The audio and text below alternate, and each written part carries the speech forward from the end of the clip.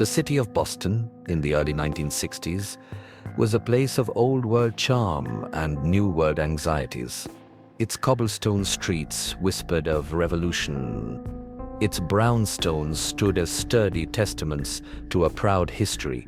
But beneath this veneer of post-war normalcy, a different kind of revolution was brewing. A silent, hidden war against the most vulnerable. It began not with a declaration, but with a whisper, a rumor, a knot of dread tightening in the stomach of every woman living alone. For it was in their own homes, in the one place they were meant to be safest, that the world began to curdle. The first thread in this dark tapestry appeared on June 14, 1962. Anna Slezers, a 55-year-old seamstress and Latvian immigrant, was found in her apartment on Gainsborough Street. The door was locked from the inside. She was posed in a manner that was both deliberate and deeply disturbing. Her housecoat tied in an elaborate, almost ritualistic bow. The cause of her passing was ligature strangulation. The weapon, the belt from her own robe. To the initial investigators, it was a tragic, isolated incident, a terrible, but personal crime. They could not have known that the lock on Anna Slezer's door was not a barrier that had been broken, but a signature, a promise of what was to come. Just over a month later, on July 2nd, the pattern declared itself with chilling clarity. Nina Nichols, a 68-year-old retired physical therapist, was discovered in her Brighton apartment. She was found in a similar state, her apartment meticulously locked from within. The same method, the same unsettling, staged quality to the scene. The police, once convinced of isolated incidents, now felt a cold, unifying thread. A single, shadowy purpose was at work.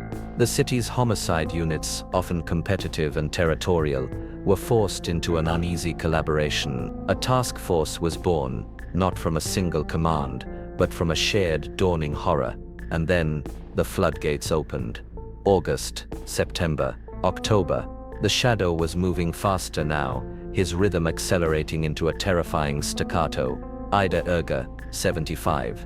Jane Sullivan, Sophie Clark, just 20 years old, a student, her whole life ahead of her.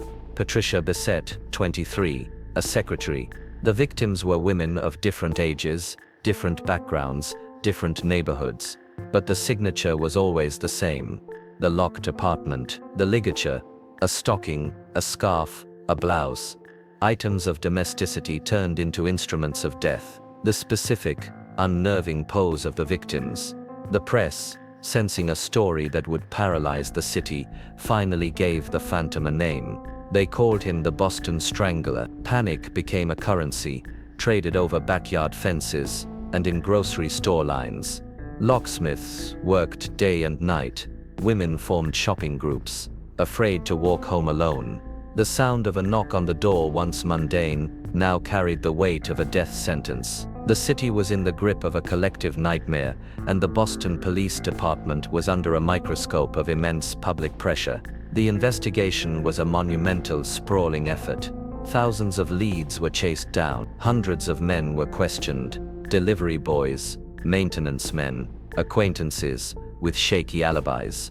They even consulted a psychic, but the ghost kept moving, slipping through the cracks in the system. His anonymity, his greatest weapon. The profile of the man they hunted was a paradox. Was he a smooth-talking charmer who gained easy entry, or a brutish force who overpowered his victims? The crimes suggested an intimacy, a knowledge of the home, yet the victims seemed chosen at random. The psychological portrait was of a deeply disturbed individual, someone who saw not people, but objects for a twisted, ritualistic fantasy. He was a man of two faces, one that blended seamlessly into the bustling city, and another that only revealed itself in the quiet, final moments, behind a locked door.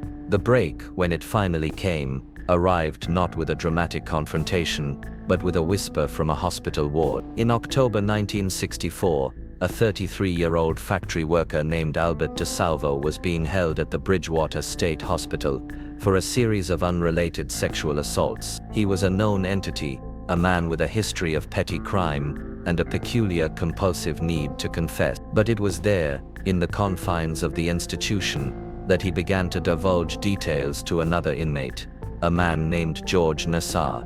The details were precise, graphic, and known only to the investigators and the perpetrator himself. The location of hidden jewelry, the specific type of knots used, the way he would pose the victims. Nassar, seeing an opportunity, informed his lawyer F. Lee Bailey.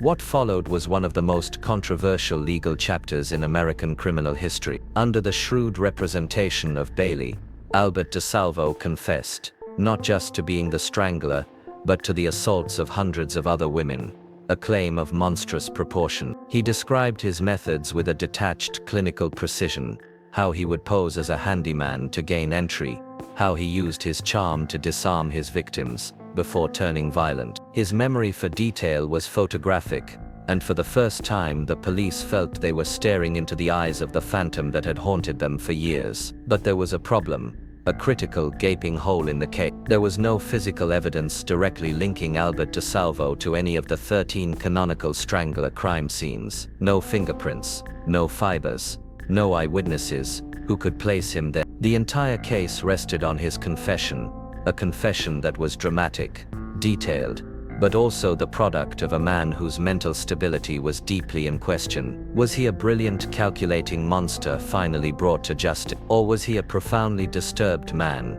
desperate for infamy, who had consumed the details of the crimes from newspapers and prison gossip, weaving them into his own dark narrative? The legal system chose a path of grim pragmatism. DeSalvo was never tried for the murder. Instead, he was convicted on his earlier charges of armed robbery and sexual assault, and sentenced to life in prison. The city of Boston, exhausted by years of fear, largely accepted this as a closure. The Strangler was behind bars. The nightmare was over, but the story was not finished. In 1973, Albert DeSalvo was found dead in his cell at the maximum security Walpole prison, stabbed multiple times. His murder remains officially unsolved, a final, violent coda to a life shrouded in mystery. In the years since, the doubts have only grown. Modern forensic techniques, particularly DNA analysis, have been brought to bear on the old evidence. In 2013, a sample from the scene of Mary Sullivan, the Strangler's final victim, was matched to Albert DeSalvo, providing the first concrete physical link. For many, this was the final proof. For others, it only deepened the mystery. Did he act alone? Were there copycats? Was he responsible for all 13? Or did he insert himself into a series of crimes committed by multiple hands, a convenient monster for a city, desperate for an answer? The Boston Strangler case remains an open wound, a story not of clean resolution, but of unsettling ambiguity. It is a chilling reminder that the truth is often not a single bright line, but a tangled knot of fact, confession, and conjecture. It is the story of a city held hostage by a shadow, and the enduring question of whether the man they finally caught was the monster they were hunting, or simply a man who wanted to. The locks on the doors of Boston may have changed, but the echo of that fear and the ghost of that uncertainty has never truly faded away.